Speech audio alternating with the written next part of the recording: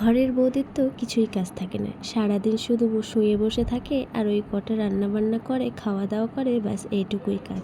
এর বেশি আর কাজ কি আছে? ঘরের বউদের তো আরামই আরাম, সারাদিন তো আরাম করেই শুয়ে বসে থাকে, আবার বড় বড় কথা বলে যে কত সারাদিন আমি কাজ করছি। আচ্ছা, সত্যিই কি তাই?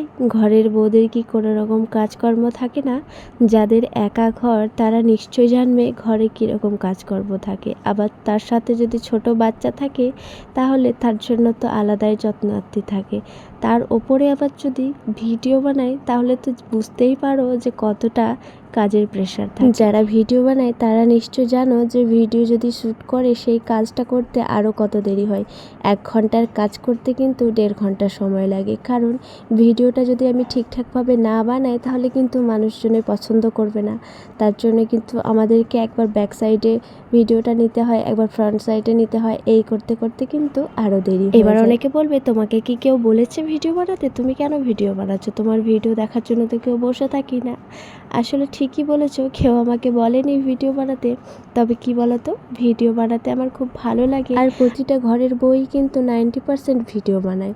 তাদের কারোর ভালো লাগে, কেউ কেউ ইনকাম করে, ইনকাম করতে চায়। ঠিক তেমনই আমারও ইচ্ছা যে আমি তো ঘরে বসেই থাকি, তাহলে কেন না আমিও ভিডিও বানাই, আমিও কিছু করি। জানি না আদৌ আমি করতে পারবো কি না, তবে পরিশ্রম করলে একদিন না একদিন আমি তার ফলাফল ঠিকই পাবো, এটুকু আমি জানি। ব্যাস, এদিকে দেখো তোমাদের সাথে গল্প করতে করতে আমার কিন্তু এগুলো সব ধোয়াধুয়ি হয়ে গেছে।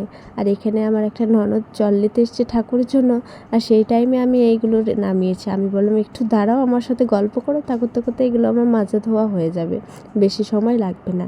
তো এই যে দেখো ছাদে চলে এসেছি, এগুলো ছাদে এটার মধ্যে জল ছড়াতে রেখে দেবো, বেশি সময় লাগবে না। যদি ভালো করে রোদ দেয় তাহলে কিন্তু অল্প সময়ের মধ্যেই শুকিয়ে যাবে সব কিছু। আবার সব জায়গার জিনিস জায়গাতে রেখে দেবো। তো আজকের মতন ভিডিওটা এতটাই।